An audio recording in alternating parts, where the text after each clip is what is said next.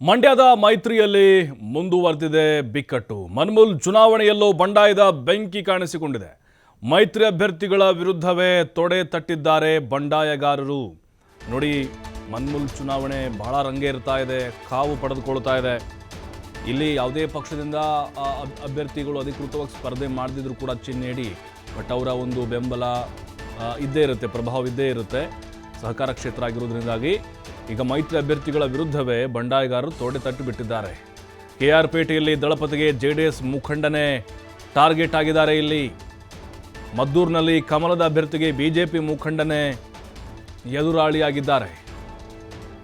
Maddur KR ಪೇಟೆ ಗೊಂದಲದಿಂದ ಕಮಲ ದಳ ವಿಲ ಅಂತ ಒದ್ದಾಡ್ತಿದ್ದಾವೆ. ಬಂಡಾಯ ಶಮನಕ್ಕೆ ಜಿಲ್ಲೆ ಮತ್ತು ರಾಜ್ಯದ ನಾಯಕರು ಮುಂದಾಗಿಲ್ಲ. ಮೊದಲೇ ಹೊತ್ತಿ ಉರಿತಾ ಇತ್ತು. ಅಲ್ಲಿ BJP JDSನ ಕೇಂದ್ರ ರಾಜ್ಯ ನಾಯಕರ ಫೋಟೋ ಬಳಸಿ ಪ್ರಚಾರವನ್ನು ಶುರು ಮಾಡಿದ್ದಾರೆ. ಎರಡೂ ಕಡೆಯ ಬಂಡಾಯಗಾರರು ಈಗ ಕ್ಯಾಂಪೇನ್ ಮಾಡ್ತಾ ಇದ್ದಾರೆ.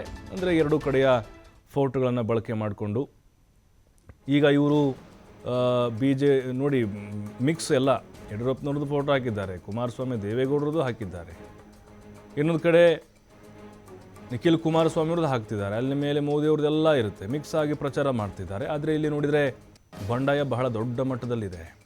ಅಂದರೆ ಟಾರ್ಗೆಟ್ ಇಲ್ಲಿ JDS ಅಭ್ಯರ್ಥಿನೇ ಆಗಿದ್ದಾರೆ. ಅಂದರೆ ಟಾರ್ಗೆಟ್ ಆಗಿರೋದು KR ಪೇಟೆಯಲ್ಲಿ ಅದೇ ಆಗಿದೆ. ಈಗ ಇನ್ನು ಅಲ್ಲಿನ ಹಾಲಿ MLA ಮಂಜುನಾಥ್ ಅವರು ಕೂಡ ಸ್ಪರ್ಧೆಗೆ ಇಳಿದಿದ್ದಾರೆ. ಅವರು ಹಾಲಿ ನಿರ್ದೇಶಕರು ಕೂಡ ಹೌದು. ನೋಡಿ, ಈಗ ಮದ್ದೂರಿನಲ್ಲಿ ಎದುರಾಳಿ BJP ಮುಖಂಡನೇ ಆಗಿದ್ದಾರೆ. ಅಂದರೆ BJP ಅಭ್ಯರ್ಥಿಗೆ ಮದ್ದೂರು KR ಪೇಟೆ ಗೊಂದಲದಿಂದ ಅಲ್ಲಿ ದಳ ಮತ್ತು ಕಮಲದ ನಡುವೆ ಸಾಕಷ್ಟು ರೀತಿ ಭಿನ್ನಾಭಿಪ್ರಾಯಗಳಿದ್ದಾವೆ. ಆ ಬಂಡಾಯವನ್ನು ಶಮನ ಮಾಡಲಿಕ್ಕೆ ರಾಜ್ಯ ನಾಯಕರು ಕೂಡ ಮುಂದಾಗ್ತಾ ಇಲ್ಲ, ಜಿಲ್ಲೆಯ ನಾಯಕರು ಕೂಡ ಪ್ರಯತ್ನವನ್ನು ಮಾಡಿಲ್ಲ. ಯಾಕಂದರೆ ಇತ್ತೀಚೆಗೆ ನಾವು ನೋಡಿದ್ವಿ KR ಪೇಟೆಯಲ್ಲಿ ಯಾವ ರೀತಿಯಲ್ಲಿ ನಾರಾಯಣಗೌಡ ಅವರು ಬಹಿರಂಗವಾಗಿ ಅಸಮಾಧಾನ ಹೊರಹಾಕಿದ್ರು ಅಂತ ಹಾಲಿ JDSನ ಶಾಸಕರ ವಿರುದ್ಧವಾಗಿ. ಅವ್ರನ್ನ ವಿಶ್ವಾಸಕ್ಕೆ ತೆಗೆದುಕೊಳ್ಳುವಂಥ ಪ್ರಯತ್ನಗಳು ಕೂಡ ಆಗ್ತಾ ಇಲ್ಲ ಅಂಥೇಳಿ ಮದ್ದೂರಿನಲ್ಲೂ ಕೂಡ ಅದೇ ಪರಿಸ್ಥಿತಿ ಮುಂದುವರೆದಿದೆ. ಇನ್ನು ಅವರ ಫೋಟೋವನ್ನು ಬಳಸಿ, ಅಂದರೆ ಎರಡೂ ಪಕ್ಷದ ನಾಯಕರ ಫೋಟೋವನ್ನು ಬಳಸಿ ಆಲ್ರೆಡಿ BJP ಮತ್ತು JDSನ ಅಭ್ಯರ್ಥಿಗಳು ಪ್ರಚಾರವನ್ನು ಶುರು ಮಾಡಿದ್ದಾರೆ.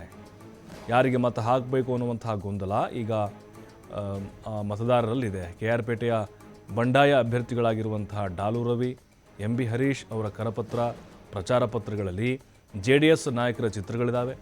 ಮದ್ದೂರು BJP ಅಭ್ಯರ್ಥಿ SP ಸ್ವಾಮಿಯಿಂದ ಮೈತ್ರಿ ಹೆಸರಲ್ಲಿ ಕ್ಯಾಂಪೇನ್ ಶುರುವಾಗಿದೆ. ಮೈತ್ರಿಯಲ್ಲಿನ ಬಿರುಕನ್ನೇ ಲಾಭ ಮಾಡಿಕೊಳ್ಳೋಕೆ ಕೈಪಡೆ ಈಗ ಸಿಕ್ಕಾಪಟ್ಟೆ ಪ್ಲಾನನ್ನು ಮಾಡಿಕೊಂಡಿದೆ. ಹಾಗಾಗಿ ಮನ್ಮೂಲ್ ಚುನಾವಣೆ ಬಹಳ ಕುತೂಹಲವನ್ನು ಕೆರಳಿಸಿದೆ. ಯಾರ ಪಾಲಾಗುತ್ತೆ ಮನ್ಮೂಲ್ ಗದ್ದುಗೆ? ಯಾಕೆಂದರೆ ಇಲ್ಲಿ ಕಾಂಗ್ರೆಸ್ ಇವರ ನಡುವಿನ ಬಂಡಾಯವನ್ನೇ ಎನ್ಕ್ಯಾಶ್ ಮಾಡಿಕೊಳ್ತಾ ಇದೆ. ಅವರು ಮೈತ್ರಿಯಾಗಿ ಕೆಲವೊಬ್ಬರು ಎರಡೂ ಕಡೆ ಫೋಟೋವನ್ನು ಬಳಸ್ಕೊಂಡು ಪ್ರಚಾರವನ್ನು ಮಾಡ್ತಿದ್ದಾರೆ. ಇನ್ನು ಕೆಲವೊಬ್ಬರು BJPಯ ನಾಯಕರದಷ್ಟೇ ಪ್ರಚಾರಕ್ಕೆ ಬಳಸ್ಕೊಳ್ತಾ ಇದ್ದಾರೆ. ಅಲ್ಲಿ JDSನ್ನೇ ಟಾರ್ಗೆಟ್ ಮಾಡ್ತಾ ಇದ್ದಾರೆ. KR ಪೇಟೆಯಲ್ಲಿ JDSನವರೇ ಮತ್ತು BJಪಿಯವರು ಸೇರಿಕೊಂಡು. ಹಾಗಾಗಿಯೇ ಇಲ್ಲಿ ಹೊಂದಾಣಿಕೆ ಆಗ್ತಾ ಇಲ್ಲ. ಯಾರ ಪಾಲಾಗ್ಬೋದು ಅನ್ನುವಂಥದ್ದು ಕೂಡ ಅಲ್ಲಿ ಮತ ಹಾಕುವರಂಥವ್ರು ಏನಿದ್ದಾರೆ, ವಿವಿಧ ಸಂಘಗಳ ನಿರ್ದೇಶಕರು ಮತ್ತು ಅಧ್ಯಕ್ಷರುಗಳು, ಅವರು ಕಂಪ್ಲೀಟಾಗಿ ಕನ್ಫ್ಯೂಸ್ ಆಗಿಬಿಟ್ಟಿದ್ದಾರೆ ಯಾರಿಗಿಲ್ಲ ಅವಕಾಶವನ್ನು ಮಾಡಿಕೊಡಬೇಕು ಅಂತ. ಅದರಲ್ಲೂ ಡಾಲು ರವಿ ಆಗಿರ್ಬೋದು, ಹರೀಶು, ಅದರ ಜೊತೆಗೆ ಮದ್ದೂರು BJP ಅಭ್ಯರ್ಥಿ SP ಸ್ವಾಮಿ, ಇವರೀಗ ಮೈತ್ರಿ ಹೆಸರಲ್ಲಿ ಕ್ಯಾಂಪೇನ್ ಮಾಡ್ತಾ ಇದ್ದಾರೆ. ಈಗ ಇಲ್ಲಿ KR ಪೇಟೆಯಲ್ಲಿ ರವಿ ಮತ್ತು MB ಹರೀಶು ಅವರು JDS ನಾಯಕರ ಚಿತ್ರ ಮಾತ್ರ ಬಳಸ್ಕೊಳ್ತಾ ಇದ್ದಾರೆ. ಅಂದರೆ ಇಲ್ಲಿ ನಮ್ಗೆ ಅರ್ಥ ಆಗೋದು KR ಪೇಟೆಯಲ್ಲಿ ಮತ್ತು ಮದ್ದೂರಿನಲ್ಲಿ ಮೈತ್ರಿ ಅಷ್ಟಕ್ಕಷ್ಟೇ ಅಂತ ಗೊತ್ತಾಗ್ತಾ ಇದೆ. ಇಲ್ಲಿ KC ನಾರಾಯಣಗೌಡ ಅವರ ವಿರುದ್ಧವಾಗಿ ಸ್ಥಳೀಯವಾಗಿ JDSನವರು ಮುನಿಸ್ಕೊಂಡಿದ್ದಾರೆ. ಇದು ಕ್ಲಿಯರ್ ಪಿಕ್ಚರ್ ಸಿಗ್ತಾ ಇದೆ. ಮತ್ತು ಇದನ್ನು ಶಮನ ಮಾಡಲಿಕ್ಕೆ ಕುಮಾರಸ್ವಾಮಿಯವರಾಗಿರ್ಬೋದು, JDS ನಾಯಕರು ಯಾರೂ ಕೂಡ ಅವರು ಮುಂದೆ ಬರ್ತಾ ಇಲ್ಲ. ಇದು ವೈಯಕ್ತಿಕ ಪ್ರತಿಷ್ಠೆಯ ಕಾಳಗೂ ಕೂಡ ಆಗಿದೆ ಇಲ್ಲಿ. ಹಾಗಾಗಿ ಈ ಮನ್ಮೂಲ್ನ ಚುನಾವಣೆ ಯಾವ ರೀತಿ ಎಫೆಕ್ಟನ್ನು ಕೊಡ್ಬೋದು ಇದು ಮೈತ್ರಿಗೆ? ರಾಜ್ಯ ಮಟ್ಟದಲ್ಲಿ ಮೈತ್ರಿ ಓಕೆ, ಯಡಿಯೂರಪ್ಪನವರು ಕುಮಾರಸ್ವಾಮಿಯವ್ರ ಮಧ್ಯೆ.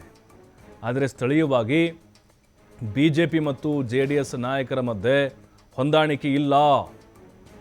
KC ನಾರಾಯಣಗೌಡ ಅವರು ಇದನ್ನು ಆಲ್ರೆಡಿ ಬಹಳ ಸರಿ ಹೇಳಿದ್ದಾರೆ, ಮೇಲ್ಮಟ್ಟದ ನಾಯಕರಿಗೆ ಗಮನಕ್ಕೂ ಕೂಡ ತಂದಿದ್ದಾರೆ.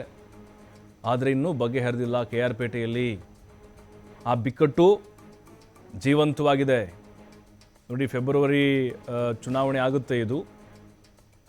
ಹಾಗಾಗಿನೇ ಈಗ ಎಲ್ಲ ಪ್ರಚಾರ ಕಾರ್ಯಗಳನ್ನು ಮಾಡ್ತಾ ಇದ್ದಾರೆ. ನೋಡಿ, ಡಾಲು ರವಿ ಅವರು, ಹರೀಶ್ ಅವರು ತಮ್ಮ ಪಕ್ಷದ ನಾಯಕರ ಫೋಟೋಗಳನ್ನು ಬಳಸ್ಕೊಂಡು ಪ್ರಚಾರವನ್ನು ಮಾಡ್ತಾ ಇದ್ದಾರೆ.